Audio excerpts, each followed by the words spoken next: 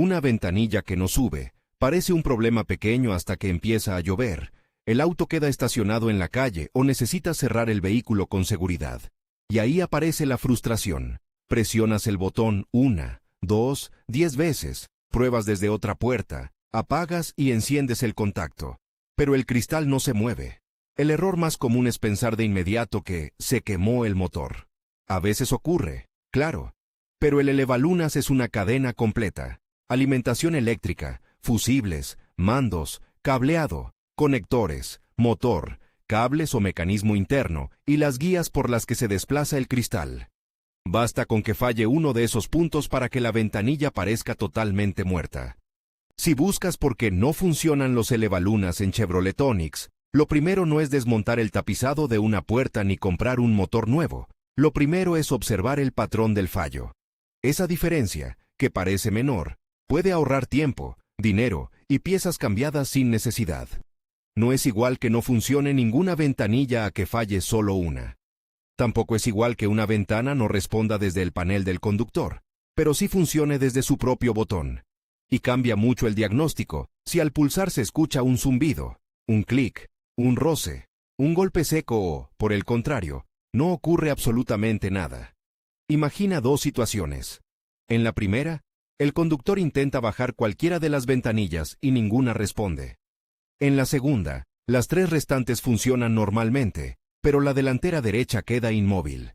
Aunque el resultado visible sea el mismo, una ventanilla detenida, las causas probables son muy distintas. Cuando falla todo el sistema, conviene pensar primero en alimentación, fusibles, batería, relés si la versión los utiliza, conectores principales o una condición eléctrica común. Cuando falla una única puerta, el foco se desplaza hacia su interruptor, el cableado que llega a esa puerta, el motor o el mecanismo elevador. Antes de buscar una avería, revisa algo que muchos pasan por alto: el bloqueo de las ventanillas traseras. En el panel del conductor suele existir un mando que impide que los pasajeros traseros operen sus propios botones.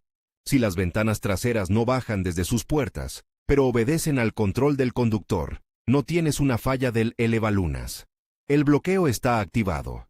Es un detalle simple, pero se confunde con un problema eléctrico con mucha frecuencia, especialmente cuando el vehículo ha sido limpiado, alguien manipuló los botones, o el conductor no usa normalmente las plazas traseras. También vale la pena comprobar en qué posición está el contacto. Dependiendo de la configuración del vehículo, los elevalunas pueden funcionar solo con el encendido puesto o durante un breve periodo después de apagarlo. Si intentas probarlos con el auto completamente apagado, podrías interpretar un comportamiento normal como una avería. Por eso conviene hacer todas las comprobaciones con la condición habitual de uso: contacto encendido, batería razonablemente cargada y sin otros síntomas evidentes de falta de alimentación. La batería no suele ser la primera sospechosa si el auto arranca con fuerza y el resto de los accesorios eléctricos trabajan de manera normal. Pero si notas que las luces bajan de intensidad, el arranque es lento, aparecen testigos extraños o varios sistemas eléctricos se comportan de forma irregular, una tensión baja puede alterar el funcionamiento de los elevalunas. No significa necesariamente que el motor de la ventana esté dañado. Puede estar recibiendo menos energía de la necesaria para vencer la resistencia del mecanismo, sobre todo si el cristal ya se movía lento desde hace días. Y ese detalle del movimiento lento importa mucho. Una ventanilla que baja y sube con esfuerzo, que se detiene a mitad de recorrido o que parece perder fuerza al acercarse al borde superior, rara vez muere, de un instante a otro sin avisar. A menudo ha estado mostrando señales: guías sucias, goma endurecida, mecanismo fatigado, cables internos deteriorados o un motor que trabaja forzado. Si se ignoran esos síntomas y se sigue pulsando el botón repetidamente, el problema puede crecer. El motor se calienta, el mecanismo se esfuerza más, y un componente que tal vez requería ajuste o revisión termina rompiéndose por completo.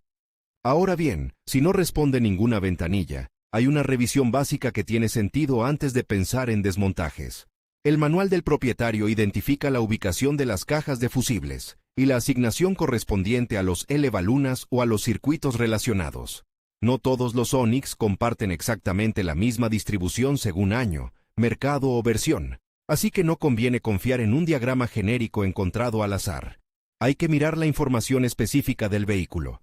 Un fusible fundido puede interrumpir la alimentación de un circuito, pero aquí hay una trampa. Encontrar un fusible quemado no siempre resuelve la historia. Si lo sustituyes sin entender por qué se fundió y vuelve a fallar, puede haber un corto, humedad en un conector, un cable rozado o un componente que está consumiendo más corriente de la prevista. Cambiar fusibles una y otra vez no es un diagnóstico. Es una forma de ocultar durante minutos un problema que sigue presente.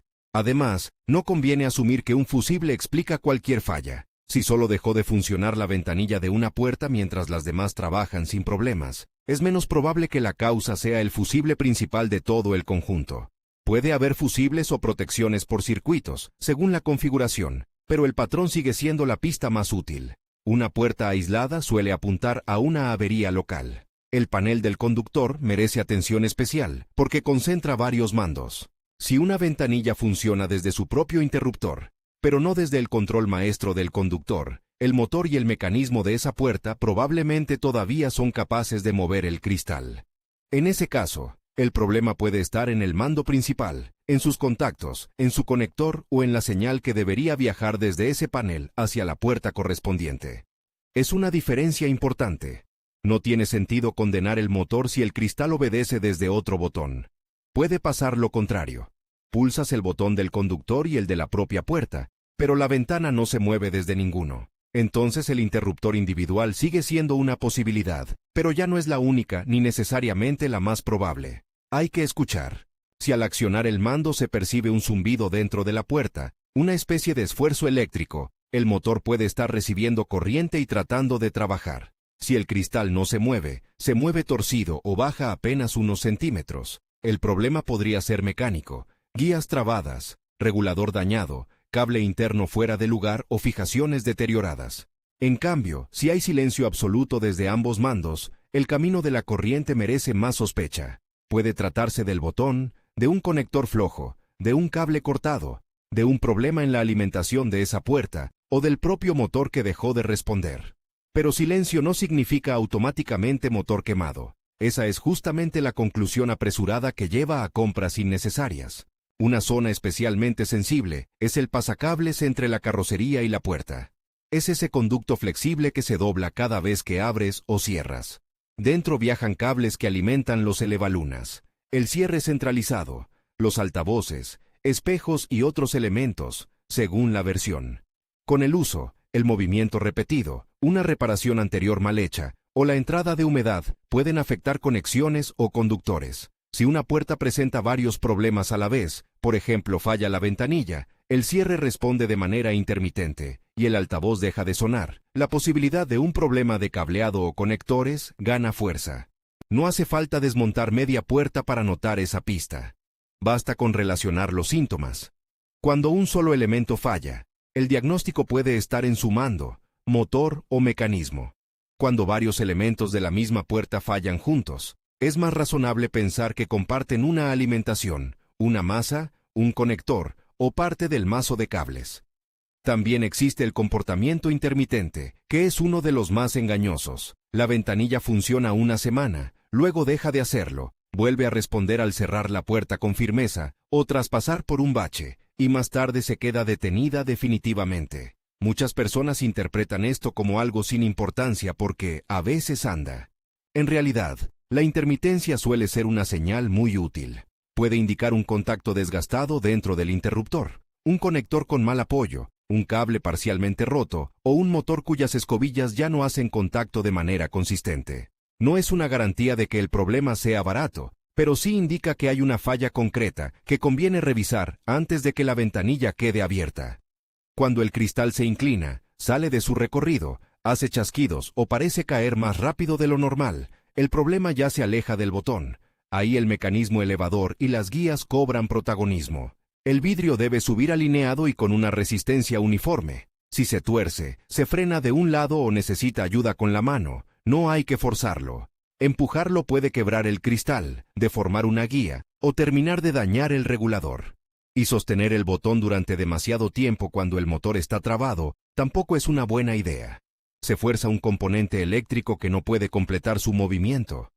Ayudar suavemente un cristal que está subiendo lento puede parecer una solución de emergencia, pero no debe convertirse en costumbre. Si la ventana solo funciona cuando alguien la acompaña con la mano, ya existe una resistencia anormal o un fallo en el mecanismo. Ese síntoma sirve para orientar el diagnóstico, no para ignorar la reparación. Hay otra situación que genera confusión. La ventanilla baja, pero no sube, o sube, pero no baja. Como el motor del elevalunas invierte su giro según la orden recibida. Ese comportamiento puede relacionarse con el interruptor, sus contactos, el cableado o el control eléctrico del sistema. No siempre significa que el motor esté completamente inutilizado. De hecho, si todavía realiza uno de los dos movimientos, hay una parte de la cadena que sigue funcionando. Ese dato es más valioso que presionar el botón decenas de veces esperando que despierte. Cuando no funcionan los elevalunas en Chevrolet Onix, conviene transformar la frustración en preguntas concretas. ¿Falla una ventana o todas?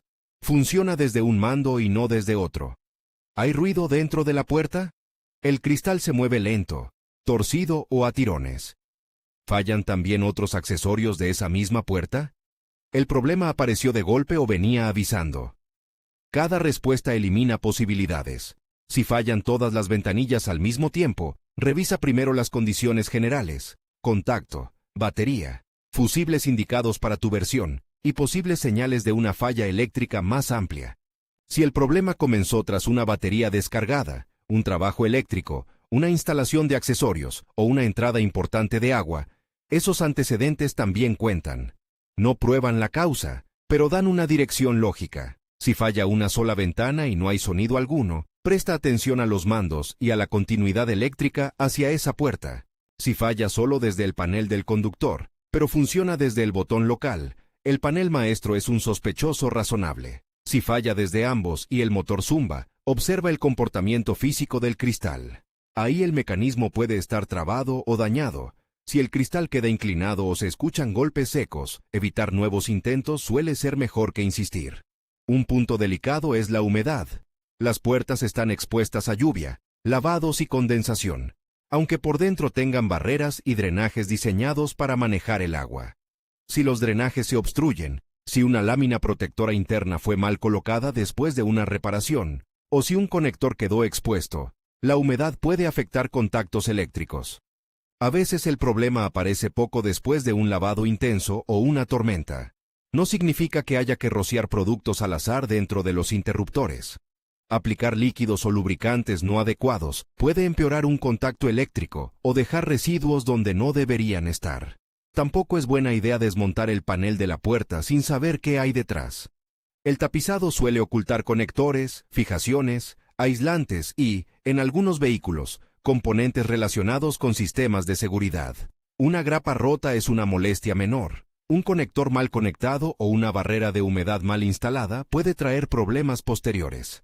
Si la revisión básica no aclara la causa, un taller con experiencia puede comprobar alimentación, masa y señales en el conector del motor antes de reemplazar componentes.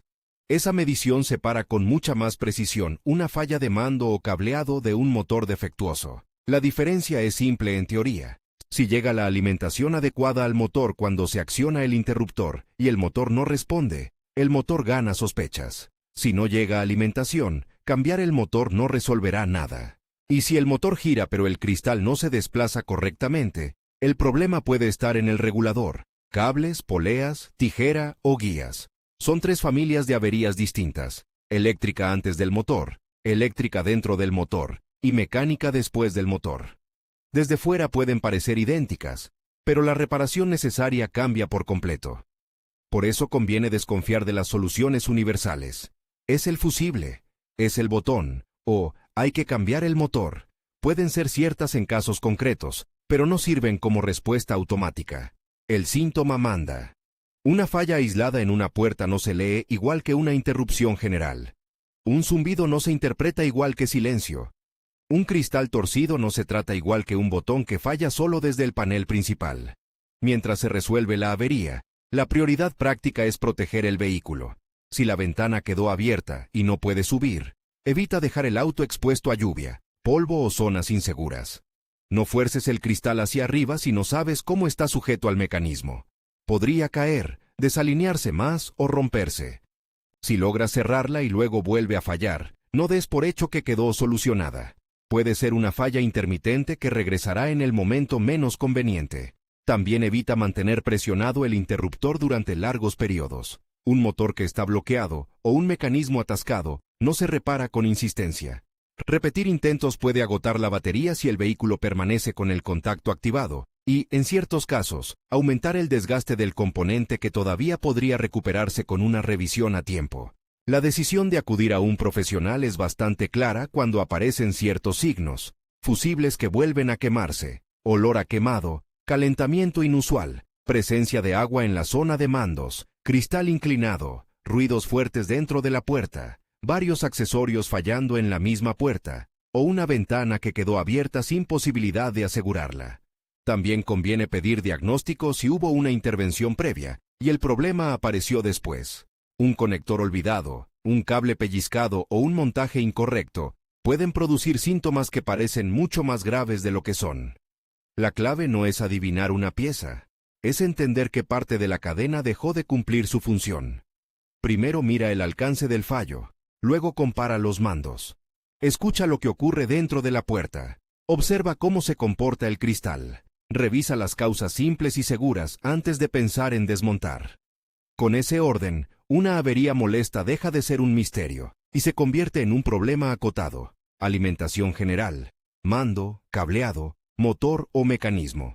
Y esa diferencia es la que evita cambiar un motor cuando el botón era el culpable, culpar a un fusible cuando la falla está en una sola puerta, o seguir forzando un cristal que ya está avisando que su mecanismo necesita atención.